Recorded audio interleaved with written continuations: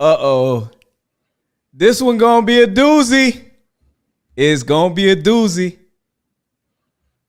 Should we resist being a hoe or should we embrace it? Y'all stay tuned.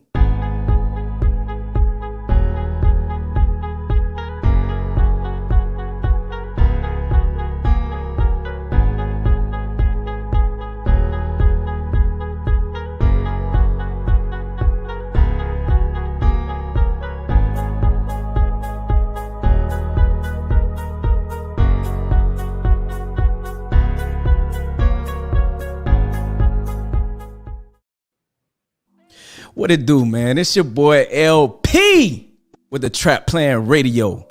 Man, it's about to get really, really, really real.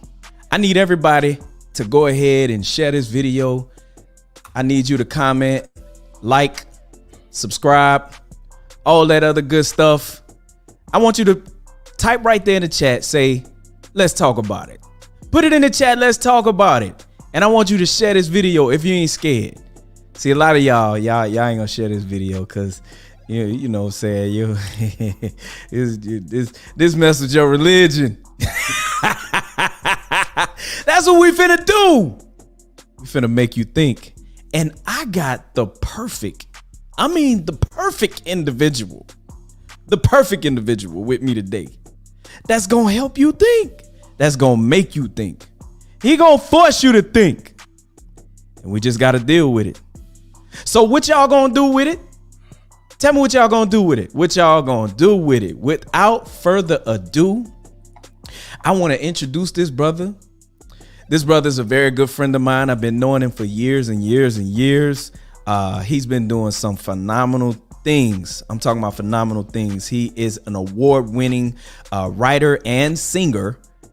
He is doing some crazy things in the industry right now and has been doing some great things. He is a business owner. He is also an active brother in the community. And I appreciate him and I love him. And without further ado, I want to give it up for my homie, Sebastian Kole. Y'all give it up for him. Give it up for him. Y'all can do better than that. Do better than that. What's up? Man, I'm happy to be my on guy. Here, my guy.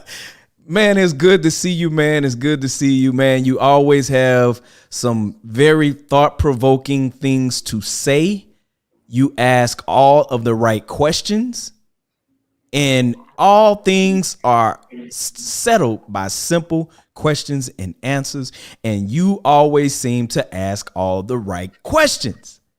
Man, I just try to ask a few things, man. Just trying to understand. That's all. How you feeling, man? Everything good with you? Man, everything is great, man. No complaints, no complaints. Just had a phenomenal time. I was down there on the Gulf Coast, Mississippi Gulf Coast with my folks, chilling with my wife and all that. Then we went to New Orleans and had a surprise birthday party for my wife. You know what I'm saying? All my folks down there. They got the crawfish out and all that other good stuff, man. We enjoyed ourselves, man. So we made it back. We back in the saddle with the Trap Plan Radio with Sebastian Kole. Man, y'all give it up for Sebastian Kole one more time, man. Good to be here, man. God, it's good to be here. This guy. So, this is what we gonna do, man. We just gonna jump right into it, man. We just gonna jump right into it. Okay. Should we resist being a hoe? No. Or should we embrace it? So let's qualify our terms first. Okay, let's qualify the terms. We got to qualify our terms first. All right. So what is a hoe from your definition of a quote unquote hoe? Man, first of all, let me say this. I appreciate you even taking this as a topic, right? Because I understand that this could step on a few toes just with the word itself. Right, just with that word, there's gonna be a lot of people that feel away just because you even said that word. So I appreciate you for taking the topic, man. LP, you supposed to be saved, and you saying that stuff. You worldly, LP. You worldly. Okay, Yeah. So I asked the same question the other week. What is a hoe?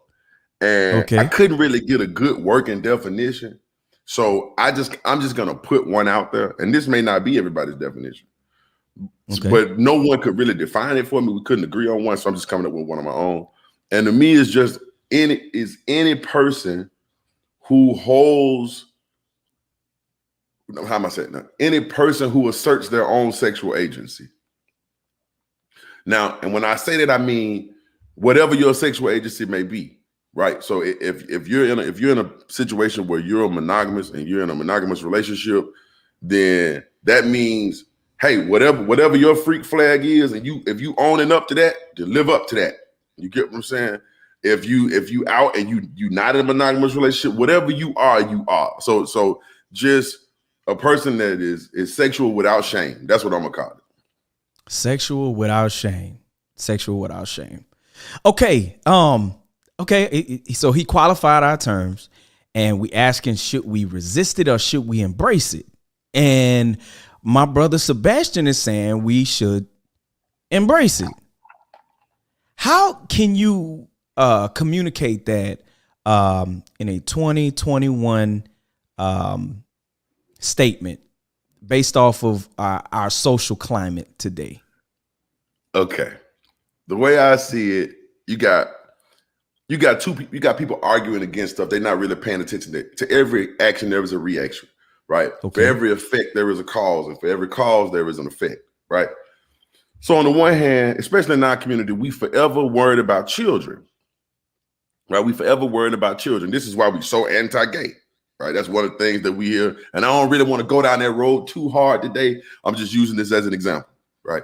Oh, well, they ain't gonna be able to have kids, right? Can't be gay because how we gonna keep the kids in the community? Because ain't no kids coming from no gay people, right? All right. In the community. Then you know how to get about the community. You know how I feel about the community. I ain't gonna even say it, but you know how I feel about the community. Not a fan. I'm not a fan. Okay. So, but if you're trying to, people are gonna have to be able to be sexual, right? They're gonna have to be able to be sexual in order to keep making kids. Now we can't be trying to get everybody to have kids and then trying to shame everybody for having sex. Right. We can't be trying to be sexually fulfilled in these marriages and ain't nobody had no practice. Right. Like practice. It's not. Yeah. Practice. You want to talk about practice? We talking about practice, man. Practice. Yes. Go ahead, bro. Go ahead. That's what I'm saying. So hold on. Like let me say this. For those of you that are tuning in, I want y'all to understand that Sebastian he's a great guy. He's a great guy, very intelligent brother. He loves people, all that other good stuff. So for those that don't know the brother, don't, with the things that you're hearing him say, don't just write him off. Just agree to disagree. Write me off. It's okay. You know what I'm saying? Like I've been written off before. It's okay. You don't have. But in this. We don't want to write you off today. We want to accept you and listen to you and hear your perspective. All right. Yeah. So you don't have to you don't have to feel judged or anything like that. You know what I'm saying? We just gonna have the discussion and you do what you do, bro. Absolutely. I appreciate it, man. I appreciate it. But if by chance you do want to judge me, it's okay. I want to make sure that I don't want to come in on nobody's situation and step on their toes either, man. This is about the freedom of thought and the freedom of expression. So in as much as I got the right to say what I want to say, you got the right to say back what you want to say back. I'm not trying to quench your ideas or whoever. You get what I'm saying? I knew when I came on a platform that wasn't my own that, I kind of, every leader cultivates his followers. You know what I'm saying? So, there are going to be people who agree with a certain paradigm here that I'm okay with. And there are going to be some people who disagree with my paradigm, and I'm okay with that. You know what I'm saying? Like I'm all right with that. Yeah, he look, Brandon already know. Judge that nigga, man. I'm all right with that, man. I'm okay with that. But I mean, I appreciate the fact that you do say I love people, because I do love people, man. I love them in all different ways. They ain't got to agree with me for me to love them. So yeah, no doubt. But go ahead. But as far as just like, take a charge of your own sexuality. And I know, again, normally when we look at it from and I don't want to use the word religious, but from a theological paradigm, let me say it that way. Mm-hmm. We look at it from a theological paradigm. People can shame themselves to death, right? Like they can really shame themselves to death because, the first, if you came up in a theological paradigm, then you may have been hit with celibacy. That might have been your whole sex ed talk. Matter of fact, my first sex talk was don't do it. That was it. Don't do it. Okay. So you come up already thinking to yourself, okay, I shouldn't do this, I shouldn't do that. Meanwhile, your hormones don't care. Hormones do not care nothing about what you just heard. They're gonna work the way they work. That's just how they do. So now you fighting some battle in yourself, right? You thinking of yourself as, again, under certain theological paradigms, you thinking of yourself as dirty, a sinner, which while it doesn't stop you from doing what you're doing, it just adds a element of shame to nature. Shame and guilt. Oh yeah, shame and guilt. Okay, fair enough. Yeah, shame for thinking about it, guilty for doing it. Right. So now you got shame and guilt that's added to something that was going to happen to you. I don't care if you got baptized every morning and took a shower in holy water every night. The hormones gonna work the way they work. Right. So you come up in that paradigm thinking that you got the shame, you got the guilt. Now you every Sunday morning you snotting at the altar because there's this thing that's teaching you that you're wrong for doing what you're doing, blah blah blah blah. So then you go through this point. I mean, maybe not everybody, but I went through this point. The devil, you ain't saved. Yeah. See, I ain't really think I wasn't saved. I just felt like I had some things that I needed to work on in me. So I really fought against that, and I went into celibacy, and I was like, I'm gonna, but I was miserable. Right. So I went into celibacy and did that for a while. Then ended up kind of breaking into porn to get back from this. It was weird. Point being, I feel like I would have been a much healthier person if I had just said, okay, this is who I am. Let me learn how to deal with that.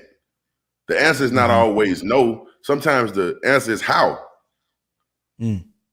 Right? Like I think sometimes we be looking for a yes or no to everything. And I don't think the answer is yes or no to everything. Sometimes the answer is how. Yeah. Well, here's one of the things, and I'm glad you brought that up, man. Because actually, man, I talk about this in my book, part 2 of my book, when I'm talking about the church.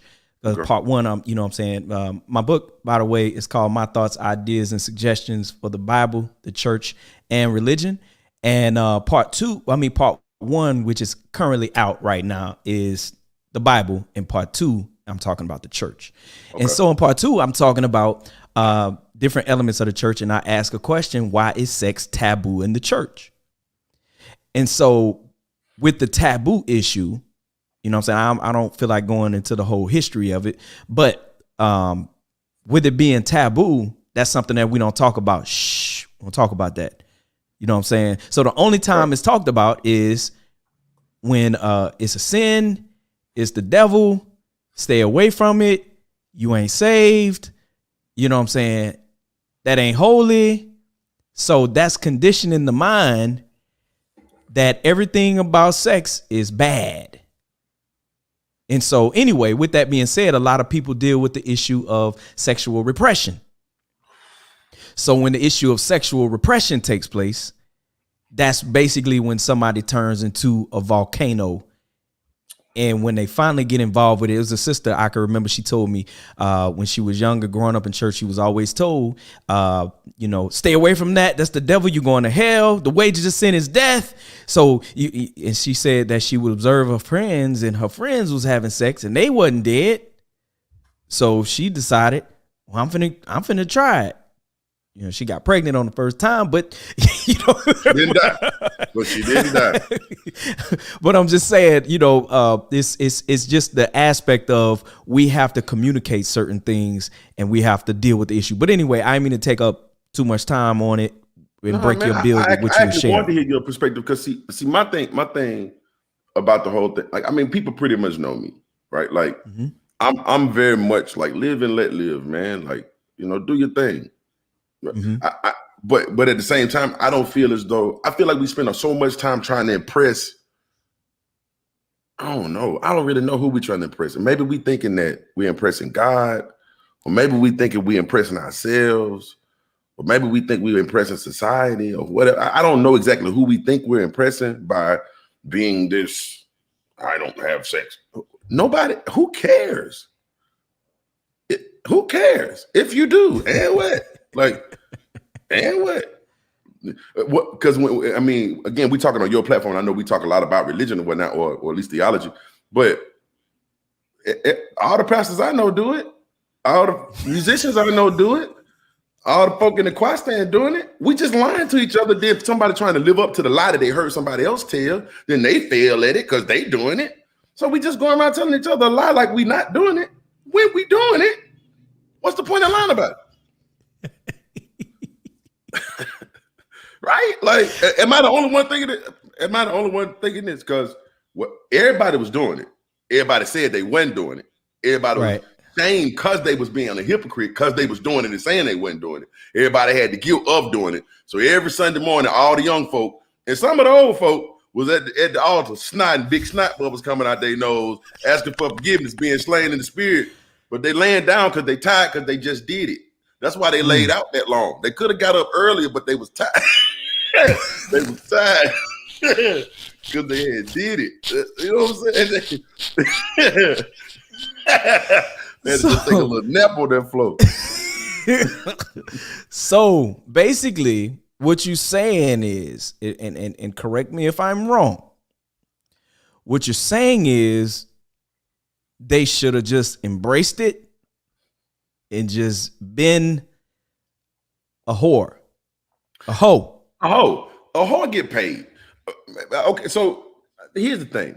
I believe I'm no longer a member of a church, but I believe that the church could be such a powerful secondary educational tool. We already live in a repressive state. They're not getting sex ed at school, right? They not getting that at school. They're going to experience it in the world, whether somebody shows it to them or they're around somebody else who's experiencing it or whatever. They're personally going to have the feelings. Well, if they don't know what to do with them, all they know to do is lie about them, hide it. And this go from kids to grown-ups. Like, this ain't just for the kids. This go from kids all the way up to the senior citizens, right? Everybody got a grandma that had a friend, a Mr. Johnny of such. You know what I'm saying? All right, Mr. Johnny came through to fix the pipe or something every now and then. Everybody had one of them, right? Mr. Johnny, man. Mr. Johnny came through here, put a little couple dollars in your pocket every now and then, get you some school supplies or something. But what I'm saying is, I'm trying to tell you. How you, Mama, I thought you said we had no money for the school supplies. I thought you had no money for school shoes. How I got them school shoes? That's all I'm saying. That's why she looked at you like this when you put them on. And you better not mess them up. And you better take care of them. And you better keep them clean. That's why she looked at you. And you better keep them clean too. I worked hard to get them. Anyway, what I'm saying is, if you know, you know. You know. No. What's this? And we can't just look at this from a perspective of a black shaming aspect, because one thing I loved about the movie Forrest Gump gave it to us raw, like from the white experience. They do it too. His mama wanted to get him in that school. Facts. And somebody came. Who was that came through? Was it the principal? The principal? Yeah. Principal came through and mama had to make something shake. Yeah. But she got Forrest in that school. Got Forrest in that school. Forrest Gump was really all about life of loving hoes, if you think about it. But Really? Mama was like that. Then he got with Jenny, and Jenny was kind of, you know what I'm talking about? Jenny was a little. And he loved her.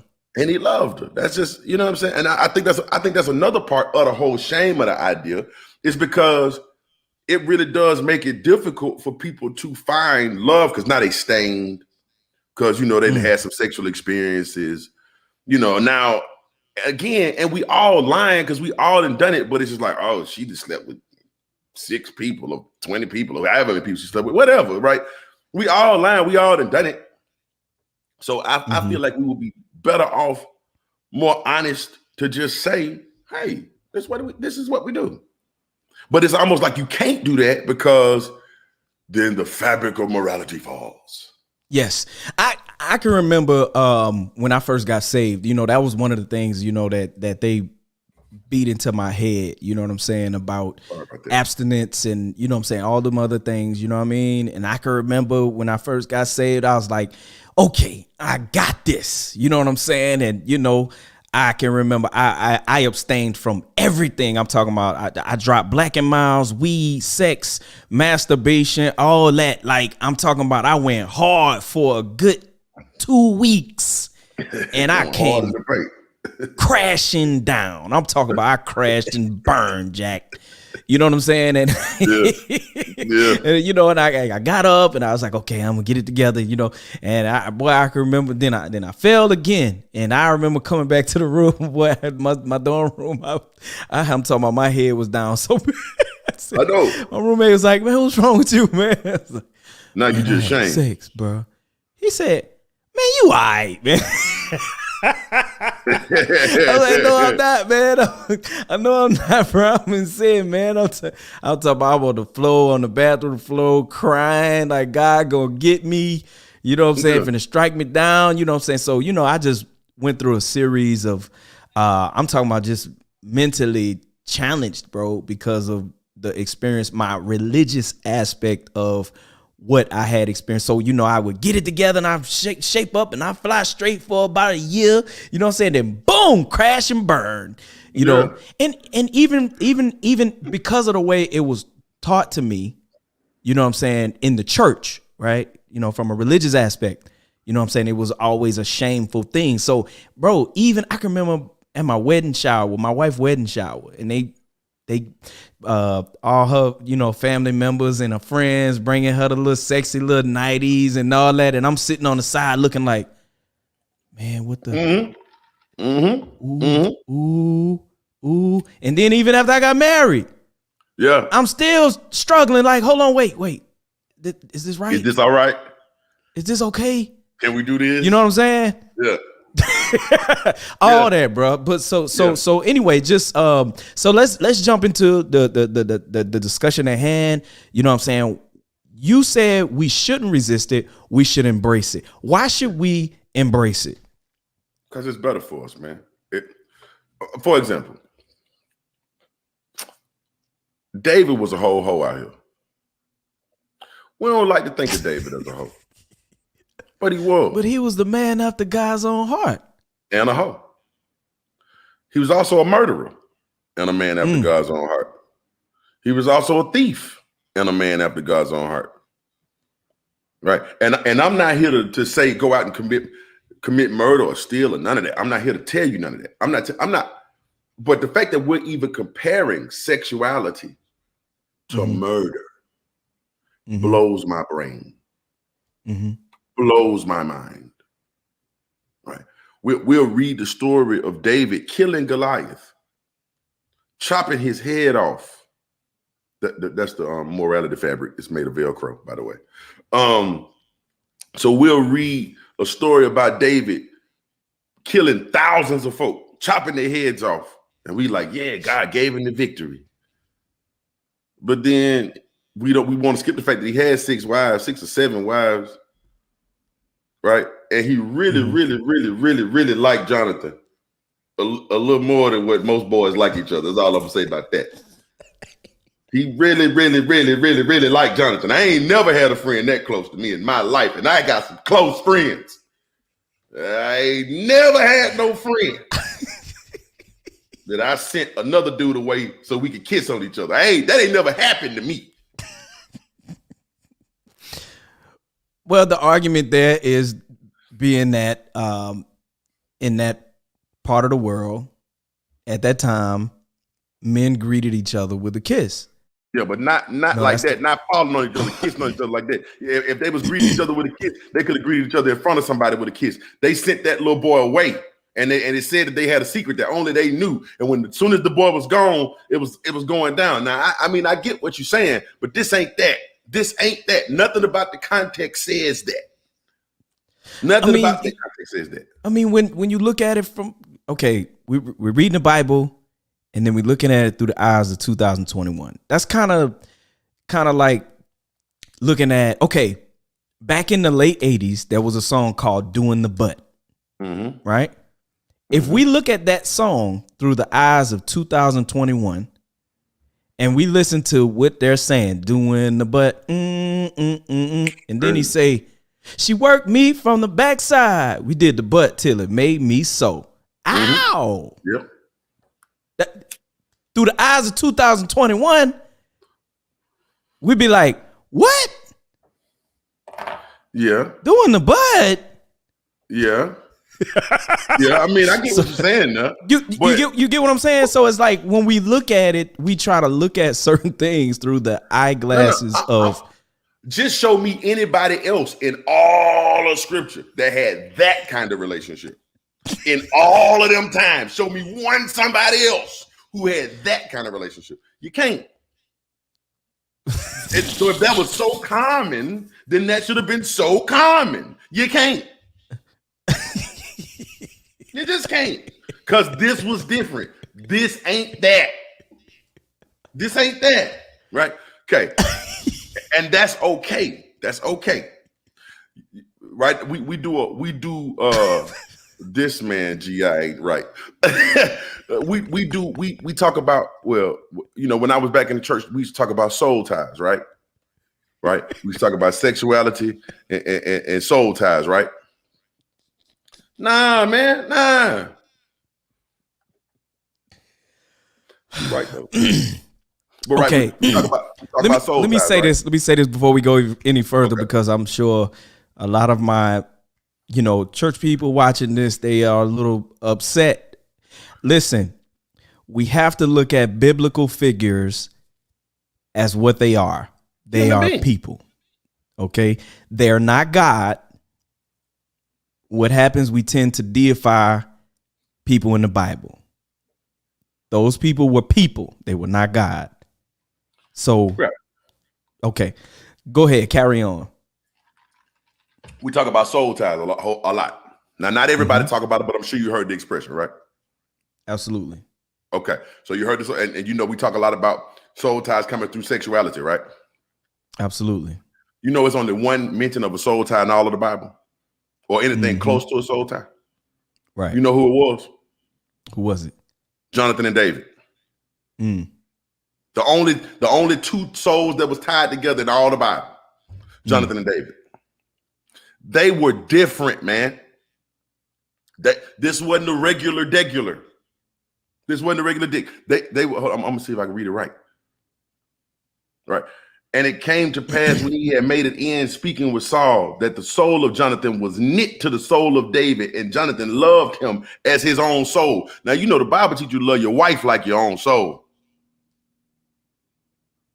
Let's say love your wife as yourself. That's your own soul, bro. That's yourself is your soul.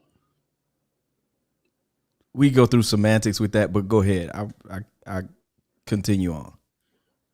But so what I'm saying is, right, that their relationship was different, very different, right?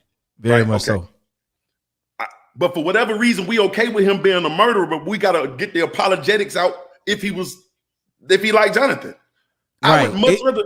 Huh? It all goes back to the whole anything concerning sex in the Bible or in religion, period. That's something that that's taboo. We don't talk about that. That's the reason why people have struggled with it. You see what I'm saying? That's what I'm saying. And think about what we're doing to people. You taking something that is as natural as eating, sleeping, drinking, and using the restroom, right? That fifth nature is sexuality, right? We have to deal with that. And I if we agree just 100%. and if we just throw it off and say don't do it, or you dirty, or you wrong for doing it, you dirty, or you wrong for taking a dump outside. Fair enough. But the answer to that is you don't tell somebody don't take a dump. Right. You tell them how. Well, one thing about it, if we could just be clear, just be honest, because of the issue of taboo, it's not being talked about, this, that, and the other. A lot of the people that's even partaking it, they don't know what the heck they doing. Absolutely. It's people been married for years and they still don't know what they doing. Absolutely. And the second leading cause of divorce after financial problems is sexual incompatibility. Right. Oh, no. It's like the communication. Third leading cause of sexual incompatibility. Right. And all of that, again, it goes back to a lack of information. You know what I'm saying? A lack of understanding. You know, people don't know. It's a lot of guys. Think about it. Let's just be honest. It's a lot of guys, you know, grown right now. They still don't know how to put a rubber on correctly. They didn't know that you're supposed to squeeze the tip before you roll it on. Who was going to teach them? Absolutely. It's a lot of men. They don't know that, you know what I'm saying, you have to warm a female up. You know what I'm saying? They don't know that, you know, men are like helicopters. You know what I'm saying? We just, you know, women are like airplanes. They then they go up. You see what I'm saying? A lot of people don't know. A lot of men don't know that. You see what I'm saying? A lot of women don't know that men are 100% visual. And so he has to see you. You know what I'm saying? A lot of women don't know that. And it saved folks, you know, they going to bed, you know, she getting in the bed with some with some jogging pants on, you know what I'm saying? With the helmet of righteousness on, she in the bed. All that. She got on the helmet of righteousness. Helmet of salvation. When his foot finna go down, she just, you know, okay, let me just slide it down, slide my pants down it. You know what I'm saying? He don't get to see nothing. Trash. You see what I'm saying? So it's a lot of women don't know that. Trash. But where was they supposed to learn it? Right. The only place they can learn it is in the world. And so, right. So you still having to. This is why I'm saying you have to just let that go, man. Like these are ideas that we bring in from a certain part of history that just don't really work right now. Like, you know what I'm saying? Like, I'm okay. Oh, wait. I meant to mention that. We're talking about Christians. We're not talking about the Bible. For whatever reason, people believe that fornication is having sex, especially outside of marriage. It's an illicit sexual act. So people throw a bunch of stuff into fornications and they believe that they're supposed to live by that and whatever, what have you. Listen, I don't tell nobody what to live by. That ain't my job. You know what I'm saying? However you sleep best at night. You know what I'm saying? Bro, however you sleep best. Listen, man, you do your thing, man. We listen to what you got to say, bro. You know what I'm saying? Yeah, but that's never my job. I don't tell nobody what to do or not to do. But what I'm saying is you have to know that with every cause, there's going to be an effect. Absolutely. So if you start teaching people, what's going on, David? I didn't even see you coming down there. My bad. If you start teaching people against their own sexuality, there's going to be an effect. Like there's going to be an effect. I don't know if you know it, but on the one hand, while we thinking our children are so sexual, our children actually have less sexual partners than we had, and we have less sexual partners than our parents' generation. This is true. All right. So in other words, they're learning to express their sexuality in other ways. They're learning to express it. They want to dance about it. They want to look good. They want to look sexy, but they're not necessarily touching each other. You know why though? One of the reasons they're not touching each other is because they got better sex ed than we got. Right. So they're learning to appreciate their bodies more. They're learning to appreciate their looks more. Let's revisit that statement that you made to lead into that. You said this generation is having less sexual partners than we had, and we had less sexual partners than our parents had. Yeah. Let's unpack that. I can I want to speak on that if that's okay with you. Go for it. Okay. This is something that I learned, bro. I learned in our primitive state as humans, right? With us being in constant danger, you know what I'm saying? We can even go back to, caveman days, so to speak. Humans were always in constant danger. And so because of, you scared, you might be killed by a saber-tooth tiger, you know what I'm saying? It's always some, the elements, you might die from the elements. So the human being was constantly trying to reproduce so that humanity didn't end. So anytime there was a partner, boom, they got to it. You know what I'm saying? Because they were trying to procreate because humans were dying so much and humans were always constantly in danger. And so when we look at what we come from slavery, right? Mm-hmm. From that perspective, you feel me? Constantly in danger. Jim Crow, constantly in danger. So there was always the human being was always constantly trying to reproduce so that it wouldn't, you see what I'm saying? And well, so that may have been one reason why. That's one piece of it. Let me add another. You get what I'm saying? I definitely see what you're saying coming from. You're right.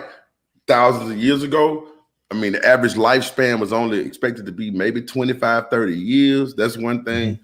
Gestation period in a white woman take 10 months at least, right? But women died during childbirth. That was quite absolutely rampant. Very common. Very common. It's super common back in them days.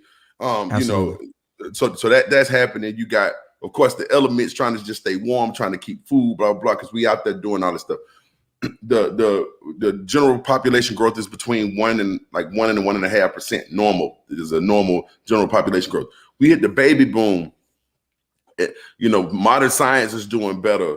We're able to take care of more children medically, keep them from dying. We're keeping women a little safer when they go into the delivery room. We had this huge baby boom. People was just having babies, right? Mm-hmm. Again, now if you go back into the slavery time, of course, you're in a situation where really it ain't nothing else to do.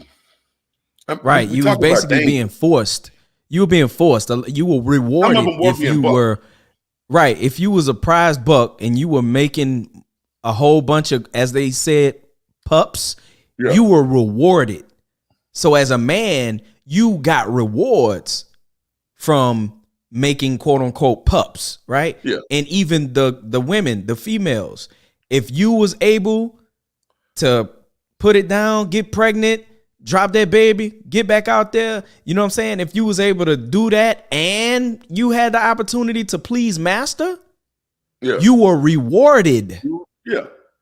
You see what I'm saying? Now watch this. A lot of that stuff right there was encoded into DNA, and the offspring had that same thing encoded into their DNA. Now, once we start talking DNA, it's a different topic. But I will say it was definitely embedded in their cultural DNA, right? Absolutely. And I say that to say that we went from having 10, 15, 20 children to maybe 5, to maybe 3, to maybe just 1, right? We having less sexual partners. Having less babies. Less babies. White people worry now that they ain't gonna have enough kids to replace themselves. Facts. Right? They barely making replacement numbers. Yep. So at some point I know we want to think in terms of morality in all things. Well, a lot of times we do. Oh, that's just not the good thing to do. That's not good to do. But good is relative, man. Good is relative to the situation that you're in. Right? It's good. Like there's a lot of things I wouldn't do in certain situations that I would do in other situations. What's good for me in one situation is not good for me in another. Right. So I think that we ought to embrace whatever it is that we are and then learn how to. When I say embrace, I don't mean let it go. I mean the exact opposite. I mean embrace it. Figure out what it is. Right. Learn how to use it. Because it's too many of us running around with a lot of sexual hurt, a lot of sexual shame, a lot of sexual repression, a lot of sexual regret because we were sexually ignorant. Because our only sex talk was don't do it. Right. And again, I can't blame that on the Bible. Oh, yeah, we did define being a hoe, G.I. I'm sorry you missed it. We did define being a hoe. And my term for hoe is just anybody who asserts their own sexual agency. I don't think a hoe is a negative term, but it seems like anybody who asserts their own sexual identity, people gonna bring them down. I don't think that's the way to do it. I personally think that's trash. But hey, but now I want to talk about something that I heard you say before. You were saying that it's a lot of people who are getting married and they are quote unquote hoes, and as a result they doing their thing, you know what I'm saying, in their marriage. Yeah. So would you say that these individuals should not get married if you got that down, you know what I'm saying? Should you not get married? Here's the problem, LP. It's kind of like you wear Jordans, I wear Jordans. You like sneakers, I like sneakers. Mm-hmm. Right? I'm sure you got more than one pair of shoes, right? Mm-hmm. I got more than one pair of shoes. I bet you money your shoe collection look way different from mine. Now, we might have some similarities in our shoe collection. I'm sure you got some Concords. I got some Concords, right? I'm sure you got them Breads. I got them Breads 11, right? So I'm sure we got some sneakers that are the same, but I'm sure we got a lot of different sneakers too. You got some shoes I ain't got. I got some shoes you ain't got, right? That don't mean we not both sneakerheads, but that means your shoes probably cost a lot more than my shoes. Man, because I can't get them from the store.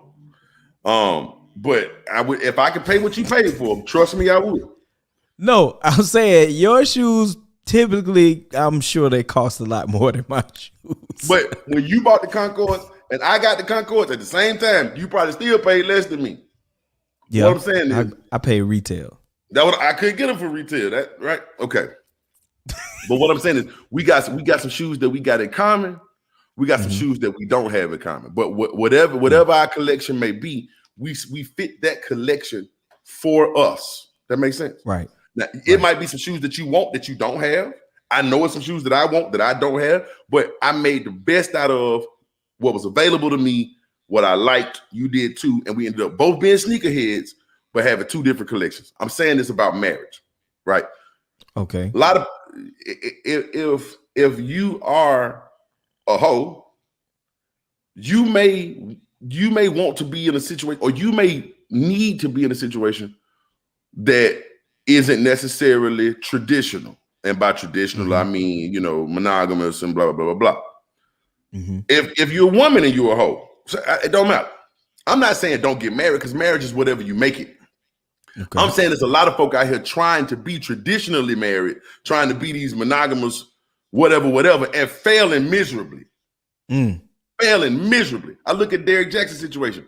Boy, Derrick, you ain't got bit more, no reason. That man don't need to be. That man is setting himself up for failure. And you see it. He trying to portray this one thing. Bro, you about to blow you about to hurt somebody. You done hurt people. You done lied to people. You done lied on people. All because you're trying to be something that you're not. You're just not that, Derrick. Wow. That ain't your life. Go be what you are. Quit hurting folk trying to be what they want you to be. You hurting yourself. You hurting this girl. You hurting these kids embarrassed. Them other women embarrassed. You hurting your brand. You hurting your pockets. You hurting everybody trying to be something that you're just not. When you can just be who you are. You still a motivational speaker? Speak some motivation. You could be motivational and sexual. There are sexual motivators. The Birmingham City Schools, they brought in Cardi B. Not Cardi B. What's old girl from Love and Hip Hop? I don't damn know. The La Red chick. Cardi Red, wasn't? That's a whole nother part of the world I know nothing about, bro. They brought her in to speak. This was like 2013. Yeah. Yeah, I don't know. But whatever you are, she was man, motivational, right? Be a motivation. Like you could be motivational and still be sexual. Like, for whatever So reason. What does that look like? When you say that for an individual, for people that are still trying to attain marriage, yet they are a quote unquote Carly Red, I think is her name. Yeah. Carly Red. Okay. and they are a quote unquote hoe, what does that look like? Because, you know, that you know, to the typical person, even a person like myself, that don't sit well. Okay, fair enough. yeah. I'm gonna say, Hold on. Let me be your motivation. hey, she was hey, G.I., you know what? Man, G.I. one of the smartest people I know, man. Hey, he telling the truth. He telling the truth. She did. She cheerleaded that thing from the side like this.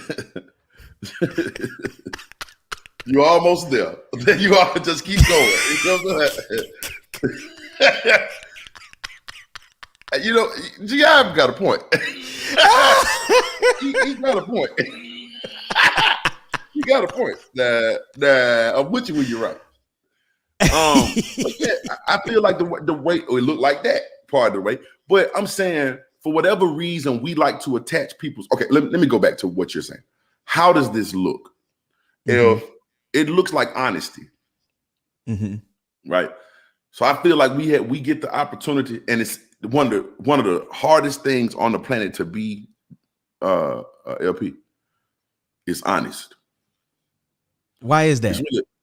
Well, because is it because of fear? Because people lie because of fear. Yes. Fear of being judged. Fear of not being accepted. We want to be accepted. We don't want to be rejected. Right? Yeah. To be honest is to be brave. Even if you're being honest about a fear, that requires a bravery. It is brave to tell somebody, man, I'm scared. If you're really scared. Right? So it looks like honesty. Right. And being able to tell these truths and say, hey, I'm in this situation. I feel like I need this right now. Now that may cause you not to get picked, but at least you didn't lie. That's good. At least you did. Man or woman. Lie. Man or woman.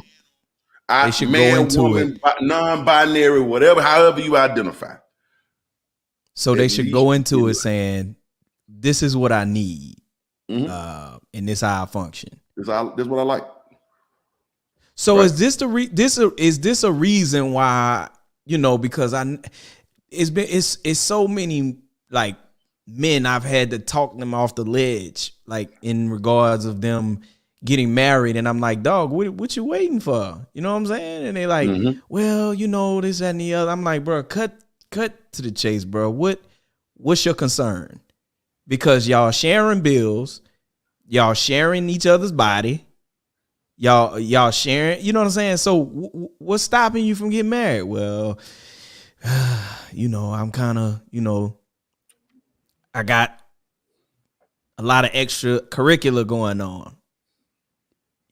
And say we got a certain respect. So how do you address that person from a wisdom standpoint? From a responsible wisdom standpoint? Here's how I feel about that, bro. Growing up, being an adult is about learning what things cost. When you a kid, deodorant is free. Yes, I do think we exchange truth for convenience. Like when you a kid, deodorant is free. Soap is free. Water is free. Toilet paper is free. Everything free to you. The more you grow up, you recognize I'm gonna have to give something up to get something. That's what growing up really teach you. I'm gonna have to learn how to give something up to get something. Right? I hear a lot of people talk about the music industry. They be saying, oh, how the music industry contracts are so bad. Baby, you're gonna have to give something up. You're gonna have to, I need the rights to your music so I can go sell it. Otherwise, you can sue me for selling what belongs to you. Right? So let me get the rights to the music. I'm gonna sell it. We both gonna make some money together. So you're gonna make some money, but in order to get that money, you got to give me something. That's how it works. And you're gonna get way more money with me selling it than you selling it yourself. Right. So we learn how to give something to get something. when we learn how to tell the truth, we lose the convenience of the lie. Right? Society makes it really easy for me to marry. Whether or not that's truly for me is irrelevant. It's cooked into the culture. Mm-hmm. Society makes that easy for me to do. But that may not be what's best for you. So it may be good for you to give up the convenience to get what you really want. To get what's going to be best for you. Marriage ain't best for everybody. I know I ain't supposed to say that, but it ain't. It's not. Yes. But it is a brave thing, G.I. It is a brave thing to go. Let's address that. He said, living your truth in a world full of people living lies will leave most people lonely. That's an assumption, and that may hold some truth, right? But I don't know that. I think a part of what keeps people doing a lot of stuff, bro. And I don't want to go too far away from the subject, but there is a thing called a clergy project. I think it's clergyproject.com. I want to say, and it is filled with ministers who are atheists, right? And they talk about how long they had not believed and kept preaching. And the question is always, well, why did you do that? That's all they knew how to do. All they knew how to do. They knew that if they said anything, they was going to be rejected. They would, right? They counted up all the things that they were going to lose for telling their truth. But eventually, you end up doing your best work to be honest, right? Just be who you are. And the thing about who you are is who you are changes all the time. At one point, LP was a football player. LP is a barber right now. He knows something about football, but LP is a barber right now. When he was a football player, LP was a football player. He might have cut some hair, but he was a football player. Now LP is a barber who might pick up a football. You get what I'm saying? Who you are changes all the time. I'm not saying just because that's what you are right now, that's who you always gonna be. That's not real. I used to be a banker, bro. I was a banker and a church musician. I am not that anymore. I'm neither one of those anymore. Who I was as a person has changed. What I did to make myself happy changed, right? And I feel like we have to be able to give ourselves the space to be happy in whatever we may be, including in our sexuality. And I know it's going to be, I don't know who are watching this right now, but let's say somebody watch this tomorrow and they go, because he going to hell or what? Man, listen, if I'm going to go to hell, if that's ever an option for me, I'm going to go because I'm me. I would hate to be stuck in eternity being something that I'm not. I'd rather earn my hell the long way than to go to heaven fake, because then I'm stuck having to be fake for forever. That's my point. Let me ask you this. This is an honest question, it's a real question. For the individual that looks at the cost that they've had to pay over the years from being a hoe, and they decide that they just don't want to pay that cost anymore, then that's different. Because okay, there's a saying that says they will not. When I say pay the cost, hold on, let me kind of roll some things out. When I say pay the cost, I'm meaning it's a lot of people lost friendships because they was a hoe. You know what I'm saying? Because they had sex with their best friend's old lady. That's different. You know what I'm saying? That's not the hoe I'm talking about. But let me talk to that. Hold on. Right. All right. Hold on. Let me just roll out a couple of things. They had sex with their homeboy old lady. You know what I'm saying? They some gunplay, they fought, whatever the case may be, you know what I'm saying? Or they got several baby mamas, you know what I'm saying? and it wasn't because, you know, they was in a good wholesome relationship with her and got her pregnant and got a good relation. No, I ain't talking about that. I'm talking about they just doing their thing, and you know what I'm saying, baby over here, baby over there, baby over here. You know what I'm saying? And so now they paying $2,000 a month in child support. You know what I'm saying? And they paid $2,000 a month in child support for 18 years. You know what I'm saying? Or, you know what I'm saying, because they want to be a whole, they messed up their marriage miserably. Yes.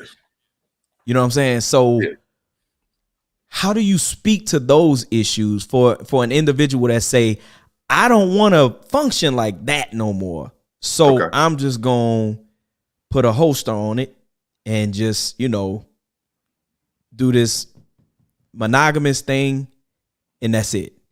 Okay. But they got this past of them being a hoe.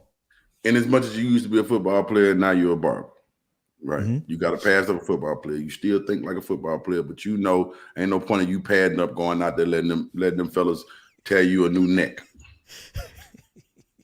Right? Okay. But you had your days when you did your thing. Now, if you've grown into a place, and this is women or men, whichever, right? We'll talk. I'm gonna get to that comment. Give me just a second. In as much as there are some people who say, hey, that's not, this is why I say embrace it. Because to embrace it means to encompass all that it is, right? In other words, look at it for what it really is, and then make logical decisions based on what you see. Right. When I say embrace your hoe, I ain't saying go out there and be, I know, right? Let me talk to that. Hold on. I'm not saying go out there and be illogical and irrational. Those are people who have not embraced it. They're letting the hoe control them. Right. They being led by a drive that they don't understand. Everywhere it say go, they going. You haven't embraced it. You following it. That's irresponsible. That's irresponsible. I'm saying, hey, man, recognize that this is a part of your life, and then figure out the best way for you to use it without hiding it. Right? Figure out what is the most responsible way for you to use it without repressing yourself, but without hurting yourself or hurting nobody else. Right? What good to me, good, the definition of good is to maximize pleasure and minimize pain. Right. So if you've maximized that's what the human pleasure, being is constantly trying to do. The human being is constantly trying to do those two things. So that means we're constantly trying to be good, right? But if you maximize the pleasure and pain, then that's not good. Right? Good to me is to maximize pleasure and to minimize pain or hurt, I should say. Right. So if a person is maximizing pleasure and maximizing pain, that's not good. Right. If they minimize the pleasure and maximizing pain, that's not good. Minimal, you're not living. So, yes, I am, G.I. No. I believe that human beings are as great as they make themselves. I'm looking at a world right now where we can travel distances that some folk couldn't travel in their lives in less than a day. I'm looking at a world right now where we are able to communicate with people on the other side of the world for free. With the press of a button. With the press of a button. Human beings can think. Right? I said this earlier on my channel, and I said, I heard this quote and it really shook me. How clever of the sheep to find their shepherd. Because you normally think of the shepherd finding sheep. But you got to think the domesticated sheep had to learn to stay there. Right? There are wild sheep on the planet. There are sheep that live in the wild that have no shepherd. It's not as many of them as there are domesticated sheep. And what the sheep did when they got over with the shepherd is they lost their thinking ability, because over time they didn't have to do so much thinking. They didn't have to think about how to eat. They didn't have to think about what they was going to drink. They didn't have to think about staying safe. They could upload all that to the shepherd, and the shepherd was going to think that through for them. But in the meantime, they lost mental power. Now they dumb. Wild sheep are way smarter than domesticated sheep. I believe that human beings are better than we are telling ourselves. Right? I believe that human beings are rational creatures. Right? We learn about the world. We can learn things. Now, I'm not saying we're going to get this perfect. I'm saying that my bet is on that when people try to do better, they do better. Right? When people go out and try to do better, they do better. Right? So I place a lot of stock in people because I believe you guys are good. I don't believe that any of us are perfect, but I believe that we do better when we try to do better. The world is not as racist as it was 50 years ago. Am I saying there is no racism? No. But we're in a much better place now than we were 100 years ago, 200 years ago. Because there's someone pushing us to think. Yeah, that's not a one-time thing where you just get it right. But you got to believe that in order for somebody to sign a bill that ends slavery, there had to be some white man that said, I'm going to make these white folks think about this. Right? And somebody said, man, you know how we are, man. We just going to do how we do. No, you're going to have to think this through. Then they gave them all the reasons. Well, I guess if we can make some money, I guess that might help us out. So maybe they didn't vote to end slavery out of love. Probably not. More than likely not. But over time, people got better at it. Then, you're trying to end segregation. Hey, you're going to have to think this through. That didn't end racism. But you got more white friends now than you would have ever had 100 years ago. Because we made people think.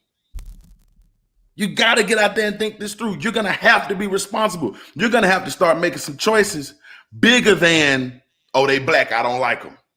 No. Think this through. Be responsible. Don't upload your problems to the system. Well, white folk don't mess with black folk. In the words of Jesus, the Samaritan woman, I ain't think y'all really dealt with Samaritans like that. That's the system, right? System say y'all Jews ain't got no dealings with Samaritans. I'm not the system. I'm gonna think this through myself. I'm here to talk to you. Right. It's when we push each other to think, things change. It's a slow process. It's not overnight. We're learning now how to think about women. We're learning now. Hundreds of thousands of years we've been around human women. We're learning now. Oh, wait, they got feelings. Oh, that's crazy. I didn't even know that. That's wild. They want a job. This is a recent thing that there should be a push to please women sexually. Yeah. That's a very recent thing. Crazy. Because it was just, always about, a quick release for the man for the sake of procreation. Or for the sake of pleasure. We wasn't always procreating, right? We was getting off. No doubt. Right. So, because for every live birth, I think amongst humans, for every live birth, we have 1,000 sex acts. So we can't lie and say all the sex that we're doing is to have babies. For every live birth, we have about 1,000 sex acts. No doubt. Right. But the point that I was making, it was just all for the pleasure of the man. Mm-hmm. So this is a very, very current thing to focus on bringing pleasure to the woman. This is a very current thing. Romance, the concept of romance, that's new. And we're going to learn, and because that's in front of us now, we're having to deal with that. We're having to think that through. We're having to learn, hey, man, what makes her happy? How does she experience pleasure? I got to do that. I ain't never really had to do that before. But hey, if that's what she into, we're having to, and when thought is presented, some of us fail. Right. But I'm a firm believer that we evolve. And evolution is for those that will adapt. Absolutely. I was recently talking to a older gentleman, the brother in his 60s. And he said something to me that kind of like, I was like, huh? But I didn't, a lot of times I wear my, when I'm thinking on my face, but I was able to hide it this time. Yeah. But the brother was saying to me, he was like, yeah, man, me and my wife, man, we just, we made a discovery, man. And we've been exploring some things with, something new. And I'm like, what you talking about? He said, we made a discovery of the clitoris. 60 and years man, old. we've been doing some things, man. And in my head, I'm like, you just learned about that? Now I understand it's a lot of cats, younger cats, you know what I mean? They don't know nothing about that. You see what I'm saying? They don't know nothing about the fact that should be a focal point when you're having sex with with your woman. That should be a focal point for her. But a lot of men don't know that. They think that you're supposed to just get in there and pound, beat it up. Absolutely. But the concept of stimulating her clitoris, that's like something like what? But anyway, older kids, to hit this. About that. Say that again. Older cats down on the where they was gonna learn that at. Right, that's what I'm saying. And I'm like, dog, you ain't know nothing about that, in my head. But I'm just listening to him like, oh, okay, yeah, that's what's up. But Absolutely, I was blown away that fam didn't know nothing about that. absolutely, that's a relatively new concept. But like you said, that wasn't nobody talking to them about that. I don't believe in God. I was just referencing something that Jesus said. I read books. But I did want to address this comment. Change is not always evolving. Sometimes it be changing. Listen, evolution is just a change in the allele frequency over time. So that just means that as you see it, okay, let me, if you ever get a chance to read a book by a guy named Christopher Hitchens, it's called The Selfish Gene. He is actually the person that created the word meme. A meme is the selfish gene. A lot of people don't know that. It is cultural DNA. Mm-hmm. Right. And it's an idea that finds a host and replicates. Then they share it with somebody else and it finds a host, it replicates, and they share it. That's why it's called going viral. Okay. That's Christopher Hitchens' idea. It's an older book. Gotcha. Okay. The more you see a thing, the more you know, even if it's mutating, the more you see that mutation, then the culture is evolving. Right. Now, again, a meme has a fitness. Some memes are better fit for the environment. Right. Some memes are better fit for the environment. I agree with you. Not every change is going to make it through the evolution. Right. The evolution is basically we're watching what made it, what was successful. It's a lot of like kind of like when people be like, oh man, when we was back in the day, we had better music than this. And then they play you all the hits. They play you all the songs that made it 50 years. They don't play you the song that was trash when they was around. They don't remember that. But music evolves based on the hits. Hold on. What trash was on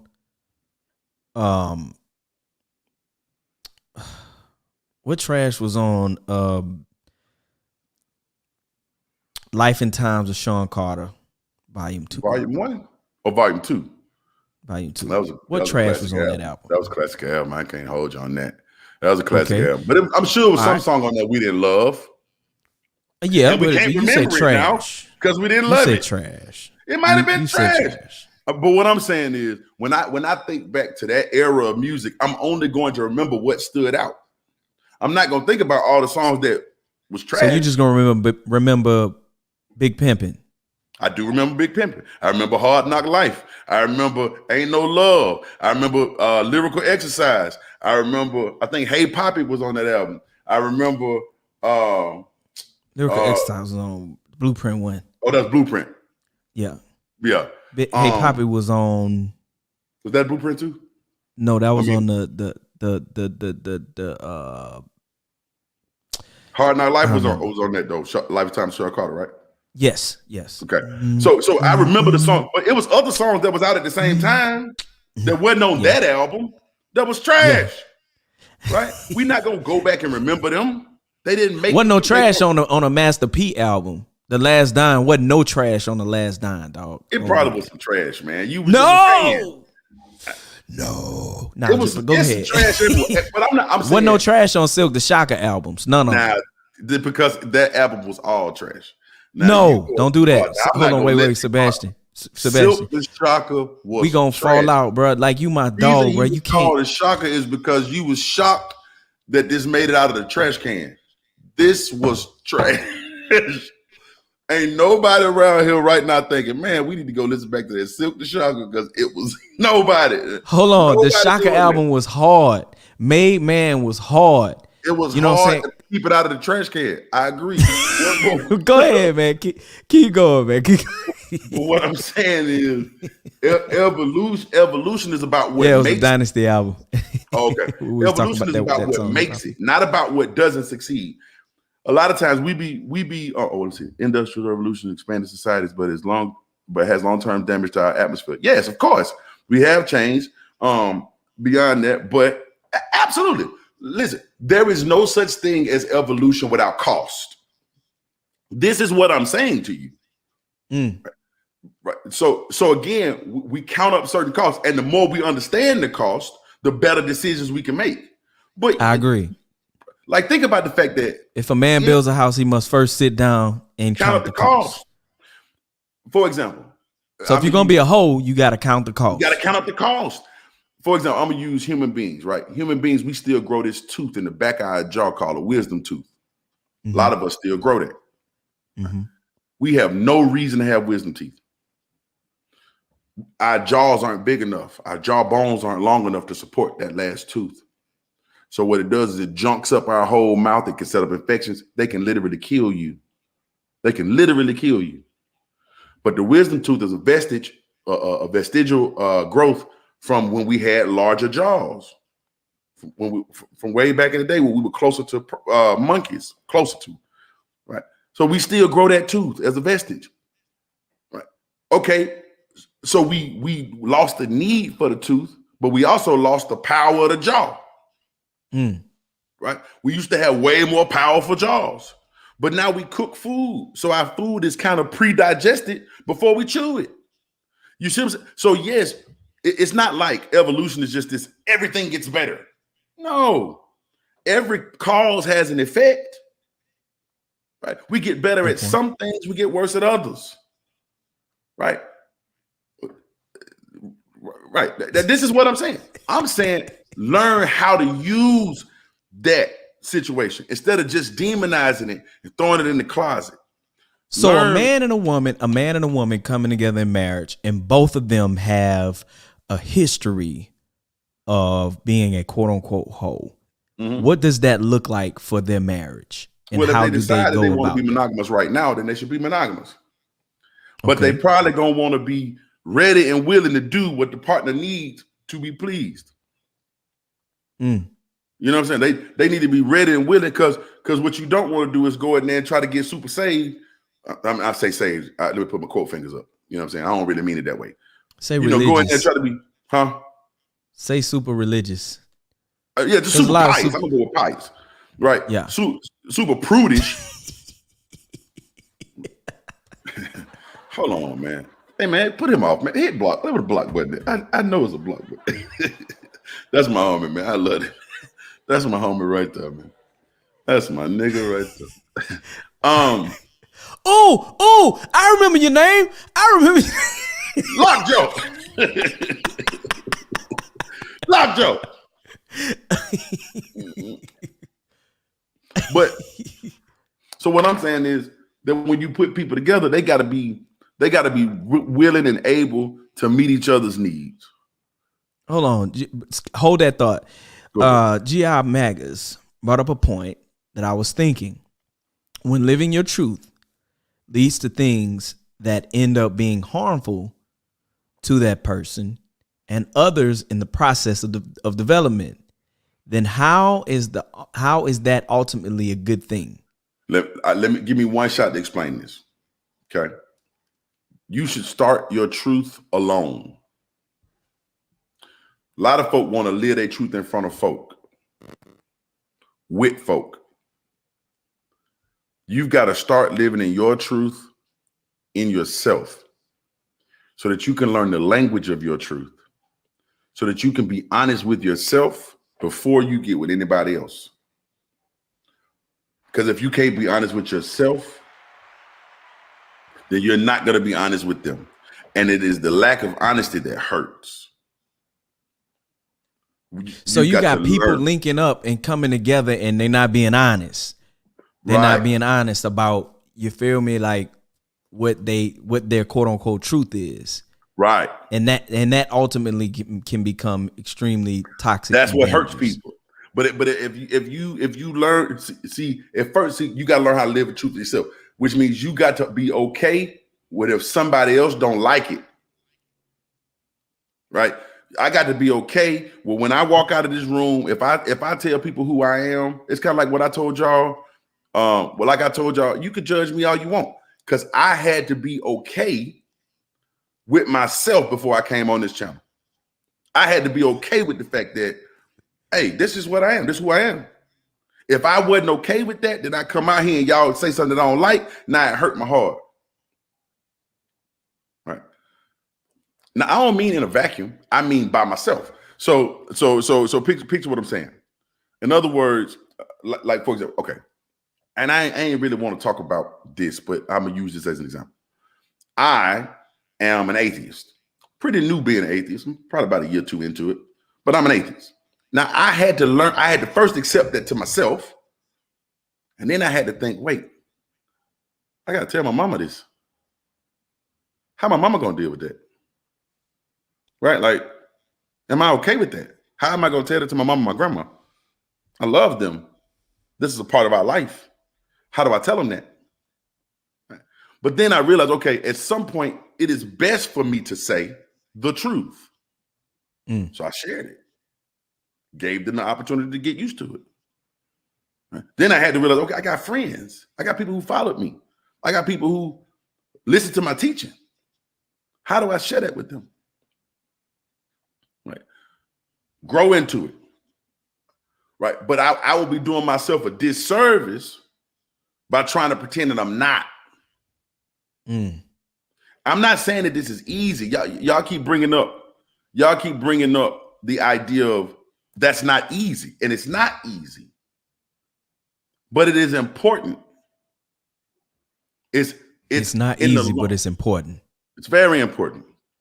In the long run, it is far more helpful for you to tell the truth. It's far more helpful for everybody that we tell the truth. It's not easy. Right. So for someone who is currently married to a hoe, okay, what would be your advice to them? Either work that out or leave. Right. Because you married to the hoe now. Ain't nothing you can do about that. I mean, it's something you can do about it, but you got two options. Either learn to live with that, right, or leave. Otherwise, you're just going to frustrate yourself for the rest of your life. I agree with Dominique. One thing we have to accept, because a lot of people ask the question, they like, well, you know, why marriages not lasting long like how our grandmothers and our great grandmothers and grandfathers and this is and the other. You know what I'm saying? And they had far more sexual partners than we did. Absolutely. Right? Before and after marriage. Before and during marriage. Yes. Right? But they made decisions to stay together. Absolutely. Well, I Even mean, though granddaddy had different pressures. granddaddy had a family across town, or Right, even but down they the had street. different pressures to do that. Right, there were a lot of and a part of evolution, of course, is what they call environmental pressures. They had a Absolutely. different environment that it made it more difficult for them to divorce financially. Lots of reasons that they stayed together. Also, we be liking to talk about how long they stayed together, but what we don't talk about is how much they talked. Your grandma and granddaddy did not talk as much as you and your girlfriend. They couldn't. I look at relationships in dog years right now. You've been married 10 years. I count that as 50 years. Count that as 50 years.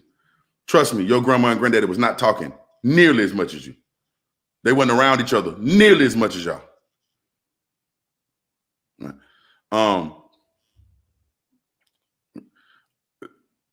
I don't sin. What am I believing? I don't understand. I missed something. He's saying you just grew up around sin conscious believers. You know, just from the perspective of believers who everything was a sin, and they was always everything was a sin, and the sin, this is sin. You know what I'm saying? This is going to hell for this. Oh, no. Sin. Is that about my atheism? I'm not an atheist, so I can sin. I'm an atheist because I'm not convinced. That's two different things. I mean, I'm not sin conscious at all, and I never have been. I'm just saying, yeah, don't put those two things together. That has nothing. Those two things don't have anything to do with each other. I could sin and just ask for forgiveness. That's neither here nor there. But so what I'm saying is, our situations, our environmental pressures are different. Okay. He said, I am more so playing the devil's advocate, aka Lil Nas X. Let me use Lil Nas X as an example. Okay. So Lil Nas X came out of nowhere, shot a video where he on a stripper pole, sliding down, gave the devil a lap dance. Okay. I know for a fact that Lil Nas X was told he was going to hell as a gay young black man. Right. He just said, okay, if I'm going to hell, I'm sliding down a stripper pole. I'm gonna ride a stripper pole down. In other words, he had to learn to be okay with whatever happened to him. He had to learn to live that in himself. If that's what it is, then that's just if that's what truly it is. who he is. If that's truly that's who really he who is. you are, bro. And if that's really what the outcome gonna have to be, that's a big old if. Big old if. Absolutely. If that's truly who he is. And if that's truly the outcome. Both of those, very big ifs. Right? It's way more likely that he is really gay. Never mind, let me not say that. What I'm saying is, because I don't feel my inbox gonna be full of folk telling me about Jesus, and I don't want to hear that. So what I'm wait. Hold on, wait. Look. I'm requesting everyone, do me a huge favor. Do not badger Sebastian. No, I ain't badgering. They don't never badger me. They just come to me trying to say. Wait. No, hold on, wait. Let me just express myself. Please do not badger Sebastian for what he believes and how he sees things. Please do not feel the need to quote unquote save him. Leave him alone. If you feel what you feel about him and you concerned about him, according to your belief and our belief, all we can do is pray for this brother on our own time. Yes. Not call him, hey brother, can I pray for you? Hey man, I was thinking the Lord spoke to me and told me to tell you that don't do that with the brother. You feel me? If the Lord told you something, the Lord had to have told him too. Yes. Okay. So if the Lord told you something, the Lord done told him already. You know what I'm saying? But other than that, leave this brother alone. Okay. I just had to throw that out there. I appreciate that. But what I'm saying is it's way more likely that brother really is gay. We got proof that he gay. We assuming a hell.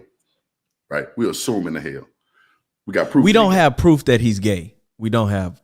He said he's gay, and that's all the proof I need. I mean, it's a lot of people claim that they real. Now that's the difference between gay because real has actions. Gay got actions. Okay, we don't know. We don't know his actions. Yeah, we don't know. I mean, we don't know. So I'm You ever seen saying a man like, give another man a lap dance that wasn't gay? I mean, I never seen a Let me man do give that. another Hold man a on. lap dance. Did you So watch the video? Did you watch the video? Did you see it? Because he did that. I want to make sure you know. I'm just saying. Hold on, wait. Seems pretty gay to me. Looks like gay behavior. I'm saying it's a lot of dudes that break their wrist and hold their hand like that, and they not gay. That's different between giving a man a lap dance. That's different.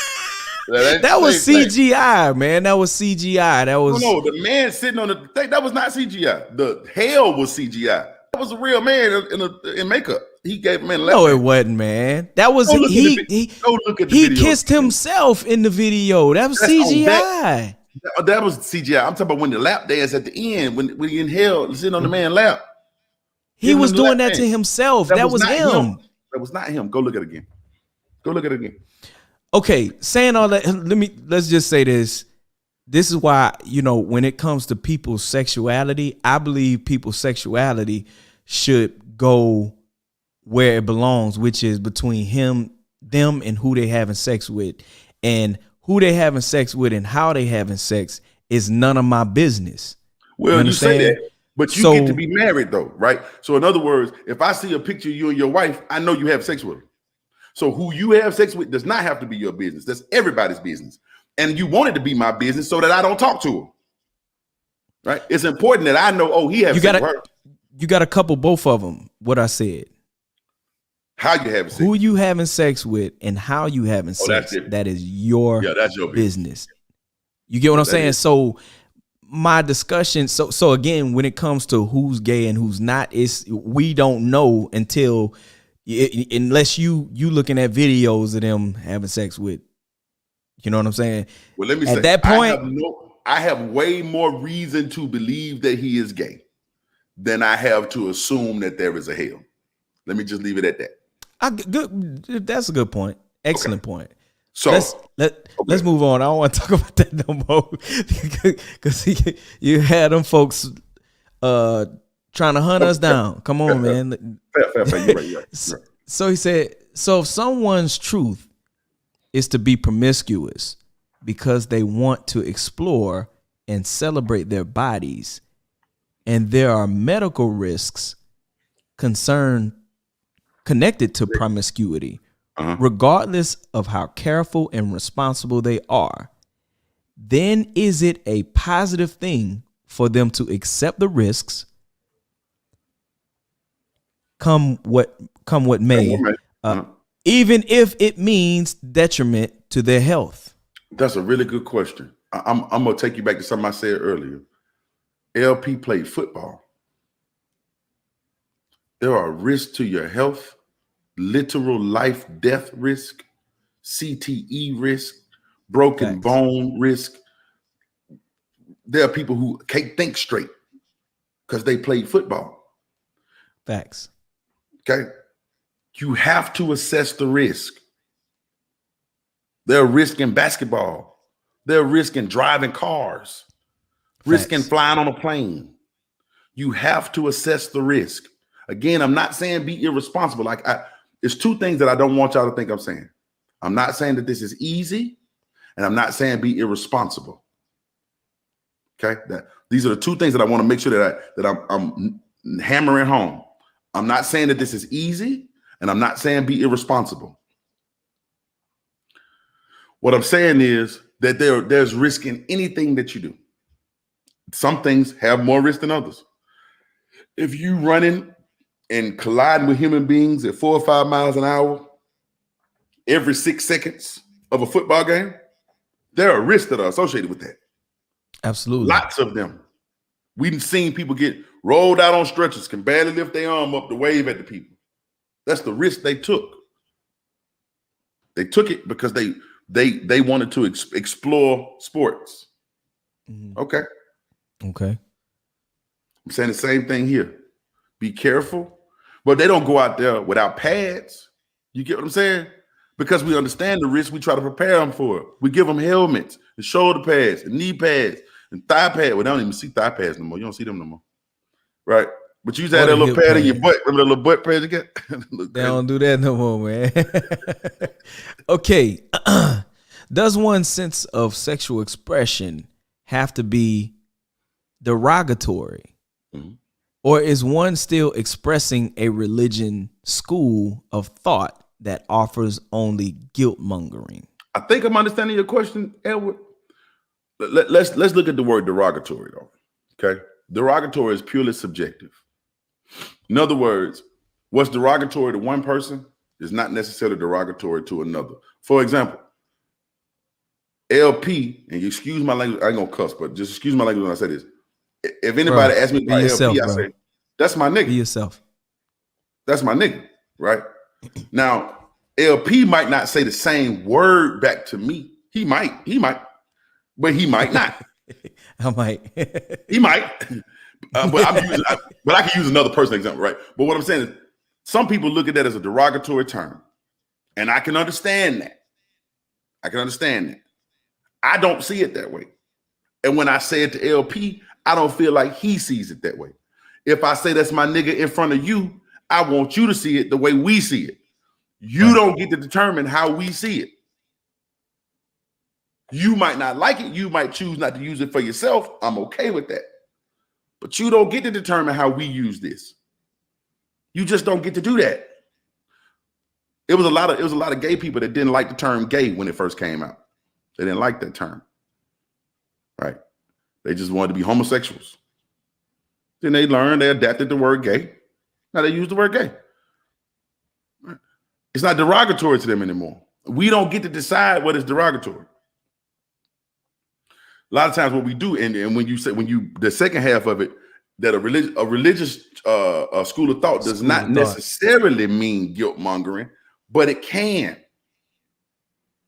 Right? Just because you believe in God don't mean you got to put down gay people or sexual people in general. You totally welcome to go worship your God. All right. I'm reminded of the scripture in Exodus where Moses went to talk to the Pharaoh, said, man, we just want to go out here and worship our God for 3 days in the wilderness. We'll be right back. We'll be right back. We ain't even trying to mess up your whole situation, bro. We just want to go do our thing with our God, bro. That's what I'm saying. You ain't got to tear down Egypt because you want to go to the wilderness. Go be in the wilderness, worship God. Let Egypt be Egypt. Egypt's still going to be Egypt. Let them be. So it doesn't have to be guilt mongering, but it can be. That's an excellent explanation. So what if my truth conflicts with your truth? Then find a place where your truth. First of all, let me see it. Okay, give me an example of How that. can two walk except they agree? Give me an example of that. Let me see if I'm understanding. So in other words, if you saying, what if you want to be monogamous and your partner wants to be poly, or like what do you mean by that? Let me make sure I'm understanding it. Did you put that in there somewhere? I'm trying to see if you said it somewhere. Man, they ready. I'm listen. G, I said you finna get this stuff. You finna get on this bandwagon. but what I'm saying is, if your truth and my truth don't agree, wait, bro. Wait. He already know. You gotta know. They coming. Y'all leave that boy alone. Leave this man alone. Leave this man alone. It's all good. I've learned to take my buffer group. It's a risk I decided, right? So, but if your truth and my truth don't agree, I'm absolutely sure that there's no human being on the planet that you agree with in every way. Right? Even your best friend, the love of your life, y'all don't agree about everything. Right. So, but you learn how to build your relationships to be together on the things that you agree with, to learn how to either compromise or not deal with, or whatever, the things that you don't agree with. So in other words, now, if that's a deal breaker for you, then you should figure out another way to incorporate this person in your life. Just because you like a person don't mean y'all need to be in a relationship. No way. Right? So you got to grow up and say, okay, I like this person. It could be tons of uses for this person in my life. Maybe it's not that, because we don't agree sexually, and that's a big deal to you. Fair. But it's a lot of different ways to utilize people in your life. The goal is not to eliminate. It could be your goal is your goal, GI. Like, let me make sure I'm okay. Your responsibility is ultimately to get down to what is going to fulfill you the most. Now, if you feel like, man, it's more fulfilling to me to have a monogamous relationship and just suppress that part of myself, then you should do that. I'm saying there's a lot of folk that doesn't work for, and they trying it that way and failing. For those people, you can't just like I talked. Oh, go ahead, bro. Yeah, because it's like it's a lot of us who in our past, you know, we caught a lot of bodies. You know what I'm saying? And it's a lot different now because, you know, I listen to I saw a dude get laughed almost out of the barbershop because he said he only have had sex with 50 women. I saw some young dudes laugh him out of the barbershop. I ain't go. Okay. 50? That's it? They laughed at the dude, bro. And I said, it's just my opinion. I said, hold on, wait. Y'all gonna laugh at this dude because he only been with 50 women? I said, bro, y'all nasty. I said, y'all nasty. I mean, I can see where you come from. These dudes was under 25. They was under 25. Bro, by the time I had hit, never mind. What I'm saying is everybody different. That's all I'm gonna say about that. Absolutely. So by the time I had hit 18, and I ain't start till 17. Yeah. By the time I had 8 number, what I'm saying is everybody different. Yeah, no doubt. Everybody no different. doubt. No doubt. And I'm not saying that to be. I was irresponsible too. Had I had more responsibility, because you didn't have the necessary knowledge. I didn't have necessary knowledge. This is why I'm saying if I had been able to embrace that, I could have got the education. I could have got the responsibility. I could have been more emotionally responsible. I could have been more physically responsible. And that goes for everything, Sebastian, because like there's a brother that I talked to. He said that his dad owned a liquor store, right? Mm-hmm. So growing up, his dad educated him and his brothers on the different types of alcohol, you know, how different types, you know, affects the body, what it does, you know, what kind of buzz it gives, this is that and the other, blah, blah, blah. And his dad grew up, his dad showing them the different types and even allowing them to partake. Mm-hmm. Right? Mm-hmm. This particular brother who I'm talking about said he has only been drunk one time in his life. Right. He understood. He was used to it. You get what I'm saying? A lot of times we try to keep stuff away from people when really we should be, because it exists in the world. You know what I'm saying? It's my. I'm not. It goes to the look. It goes to the idea of if you don't know the purpose of a thing, you will abuse it. You will abuse it if you don't know how to use it, because it don't go away just because you don't know about it. It still exists, right? I'm not a father. I'm a big brother. I'm a teacher. And I try my best to teach anybody around me to understand what it is. Like understand your risk, understand it, learn it. That's all I'm getting. Bro, I got a whole degree in the Bible. I know a whole lot of scriptures. Dominic, man, leave this man alone, man. No, man, I love Dominic. I know a whole lot of scriptures, bro. You don't forget that. Man. The moment a foreign person or object is introduced, the risk is higher than 0. Mm-hmm. If they add 10 people, then their risk had raised. Mm-hmm. The more they introduce, the less safe their position. Mm-hmm. Same thing, in my opinion, with promiscuity. Right. I keep saying this. You play football, every time you hit somebody, you add a new risk. Your risk is higher than zero. Your risk is higher than zero. Mm-hmm. You just want to be, you want to be responsible. I keep saying this. And so because what makes a person promiscuous? What number is it? What number do you hit when you say, oh, that's promiscuous? Is it 3? Is it 2? Is it any more than 1? Is it 50? Is it 100? At what point do we say it's promiscuous? Is it 20? And let me add to that. Let me ask this. What's your... No, I don't want to talk about that. God, dog. No. Nah, I can't deal with that. Okay. Okay. Go ahead. Right. So all I'm saying is, yes, I can't. You want to create a mental balance for yourself. You want to make wise choices. Right? That's important. Making wise choices is important.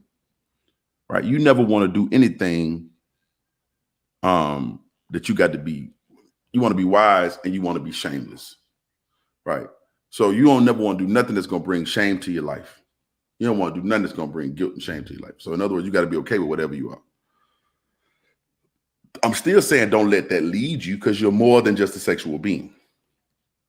You're more than just a person who has sex.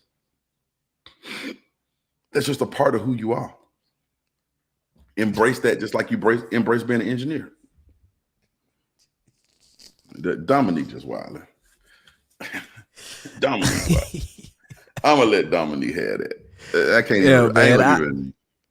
Man, let's go. I ain't gonna even hold that one. Just Man, let's go ahead and wrap this one up, man. Look, Sebastian, I just want you to know, man, I'm extremely grateful for you coming on the platform with me and thank you for having me. Sharing what you shared with us tonight. Everybody, this is just information, and you have a choice. But we've gotten the opportunity to hear a totally different perspective. And it's very important that we hear and we learn other people's perspective. Because when you understand other people's perspective, you have the capability of respecting them. Ignorance always leads to disrespect. So it's very important for us to get other people's perspective. And my brother Sebastian definitely gave us a different perspective, and we just want to say thank you. Y'all give it up for Sebastian Kole. Thank y'all for having me. We love you, brother. We you appreciate you, man. 1%. If I would like to have tomorrow at 11 o'clock your time, I know you'll be cutting, but tomorrow at 11 o'clock, I got Pastor Carl Frederick Hill from the Evergreen Missionary Baptist Church. We do a thing tomorrow at 11 called Respectfully Disagree on my channel. Tomorrow we talking about heaven. Okay. Right. We talking about heaven and just some logistics about it, just throwing some stuff around. We had a really good conversation today. We're gonna continue tomorrow. I want to invite you if you would like to come join us. Man, you already know how I am when it comes to heaven and afterlife and stuff like that. But that's another perspective. That's right, because Carl gonna give me a certain perspective, right? I'm asking my audience for a certain perspective, right? I think that's why I'm asking you, because I know how you are about that. Yeah. Thank you, man. Yeah. Thank you. I appreciate that. But I know how you are. But if you don't, it's okay. I'm just saying I want to make that you have a standing welcome anywhere I am. Right. No doubt. To come and express yourself, and to come and say your piece, because you're right, man. This world is about respecting each other and not being ignorant to one another. That's the best thing we can do. Thank you again. No doubt, man. Y'all give it up one more time for Sebastian Kole. Love you, brother. Appreciate you, man. And Facebook, thank y'all so very much. You know what I'm saying? Thank y'all for tuning in. For those that are on YouTube, please subscribe. Everybody else, please share the video. I understand if a lot of people saying, no, I ain't sharing it on my page. Because you know, that mess with your religion a little bit. But you know, it is what it is. It's real out here. People are having real life discussions. People are talking about real life stuff. And this is what we got to hear tonight, man. And I'm extremely grateful, man. So again, thank you, Sebastian. Thank you, everybody, for tuning in. The Trap Plan Radio. Holla at your boy. Thank you, man.